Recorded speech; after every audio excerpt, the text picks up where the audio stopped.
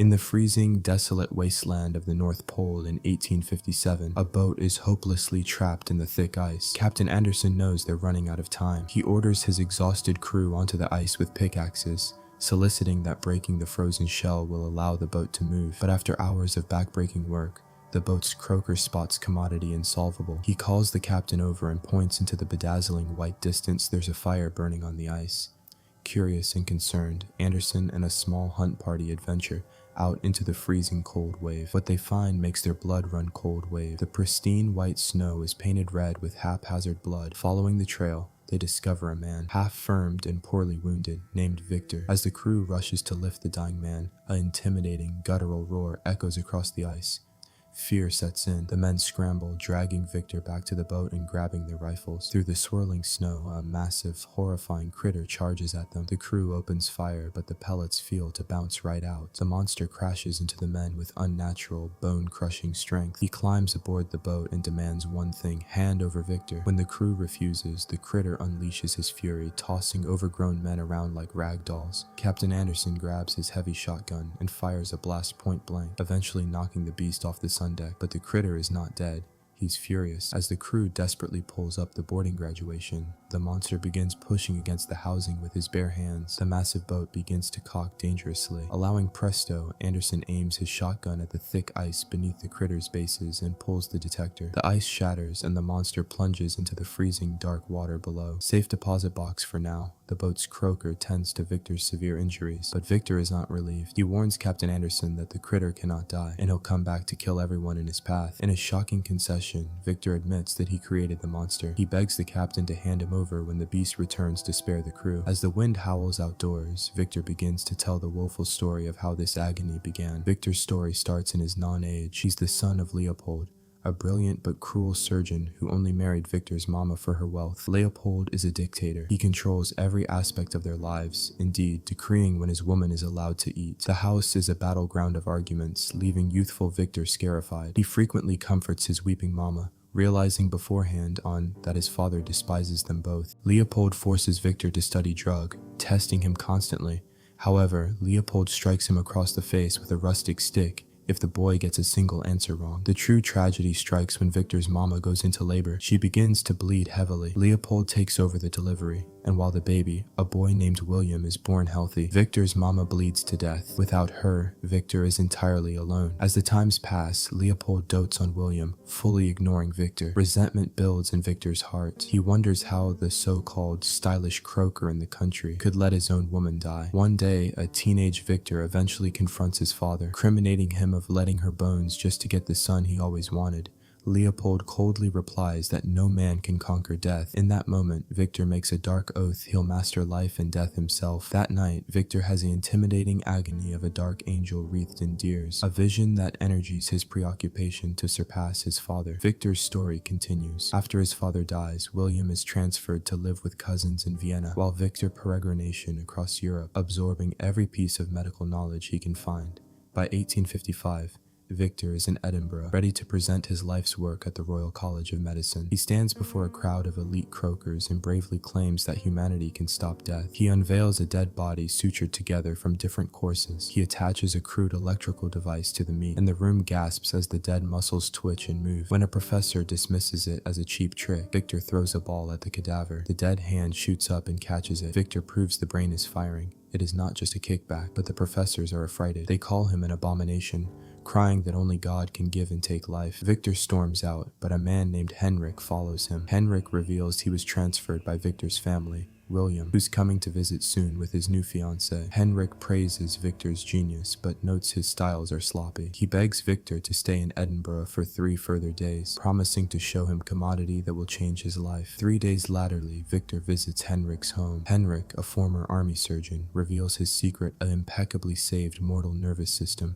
displayed like a morbid piece of art. They bandy how the mortal body could act as a battery, storing energy. Henrik offers to fund Victor's exploration and give unlimited coffers. In return, Henrik only asks for knowledge, and maybe an unborn favor. Victor agrees. Soon later, William arrives and introduces Victor to his beautiful fiancée, Elizabeth, who is also Henrik's bastard. The reunion is bitter. William calls Victor an attention candidate, and Elizabeth dismisses him as a fool. Victor continues his tale. Many weeks after the disastrous regale, Henrik takes the sisters to a massive, abandoned castle. Victor accepts Henrik's deal, and they transfigure the remains into a state-of-the-art laboratory. Victor begins visiting the original city to buy the corpses of hanged culprits, gathering them for the stylish corridor. During one trip, he spots Elizabeth. He intimately follows her into a church and sneaks into the clerk's side of the confessional cell to hear to her secrets. She confesses that her unborn family-in-law is cruel. Victor opens the screen, only to realize she knew he was there the whole time. Latterly, at a regale party, Victor bonds with Elizabeth over her seductiveness with insects and wisdom.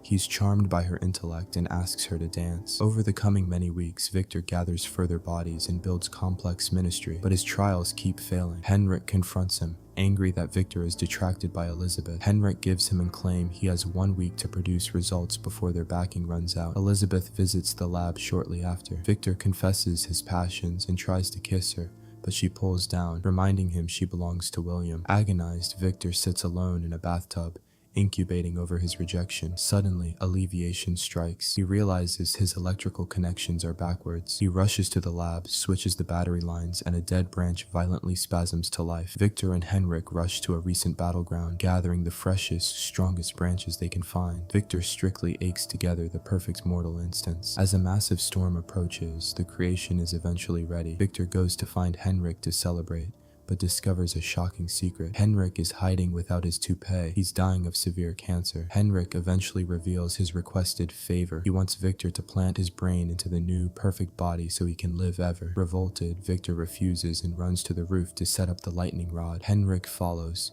soliciting and offering his fortune, indeed offering Elizabeth if Victor will do the surgery. Victor cruelly tells Henrik that his cancer has rotted him to the core. Furious, Henrik grabs a pivotal piece of the lightning machine and threatens to throw it down the castle shaft. They struggle, and Henrik tumbles over the edge, falling to his death. Victor races downward, retrieves the broken piece from Henrik's cadaver, and reconnects it just as the storm peaks. Lightning strikes the palace.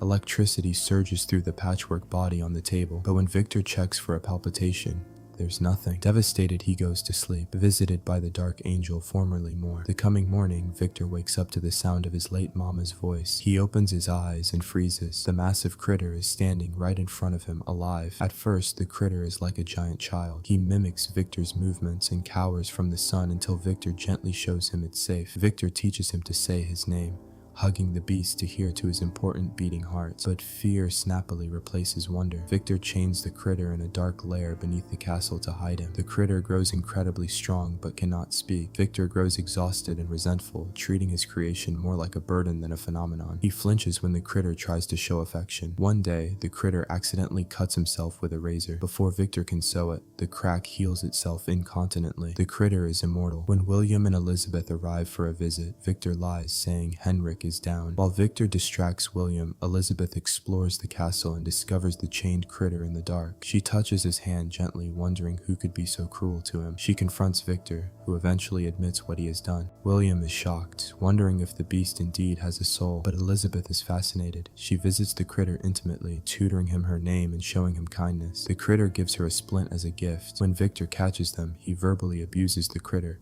calling it an it in a failed trial. Elizabeth calls Victor a monster for playing God. Furious, Victor goes to the lair to assert his dominance. When the critter does not observe a command, Victor beats him with the Essence fire poker, echoing the exact same abuse his own father foisted on him. The critter roars, abductions the iron poker, and bends it in half painlessly. Alarmed of his own creation, Victor tells William the critter killed Henrik and urges his family to take Elizabeth far down. Victor also pours gasoline each over his laboratory in the lair. He gives the chained critter one last chance to speak. The critter vocally says Victor's and Elizabeth's names. Victor hesitates, but his fear wins. He sets the castle on fire, leaving his son chained to burn. As Victor limps down from an explosion that destroys his leg, he hears the critter crying his name in the deers. Cut back to the present.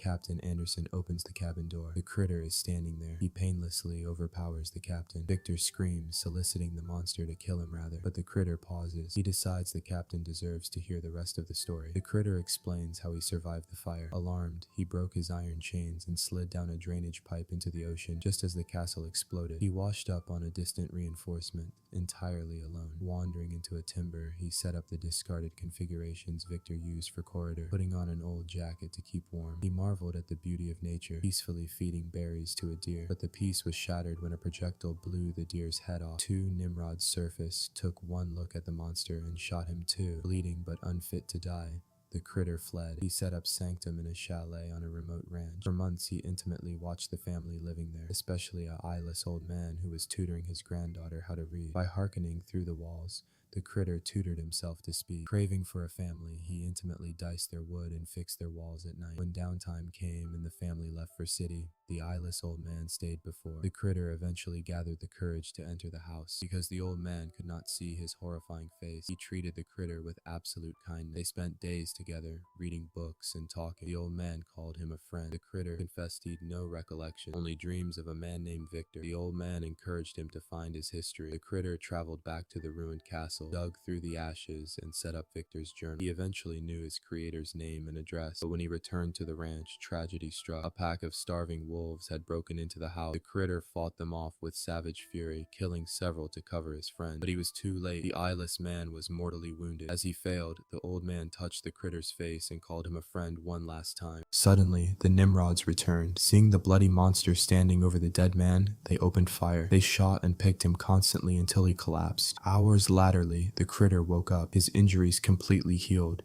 He realized he was cursed to live ever. He decided he demanded a companion to partake eternity with. Meanwhile, Victor, now missing a leg, is visited by guilt. On the night of William and Elizabeth's marriage, Victor visits Elizabeth. She slaps him, repulsed by his presence, but intimately, she still keeps the splint the critter gave her. Victor returns to his room to find the critter staying in the murk. The monster demands Victor make him a mate. When Victor refuses to produce another abomination, the critter attacks, destroying the room. The noise draws Elizabeth, who's overjoyed to see the critter alive. Victor grabs a gun and fires at the monster, but Elizabeth jumps in the way and takes the pellet. The marriage guests rush in. Victor lies again, screaming that the monster killed Elizabeth. The men attack the critter, but he throws them away with ease. As Elizabeth bleeds out, she begs the critter to take her with him. He picks her up and carries her down into the night. William, dying from the chaos, uses his final breath to tell Victor that he's the true monster. In a dark delve, Elizabeth dies in the critter's arms. He suffers a total breakdown. Victor tracks them to the delve, but the critter fluently overpowers him, breaking Victor's nose and soliciting his creator to finish what he started. Also,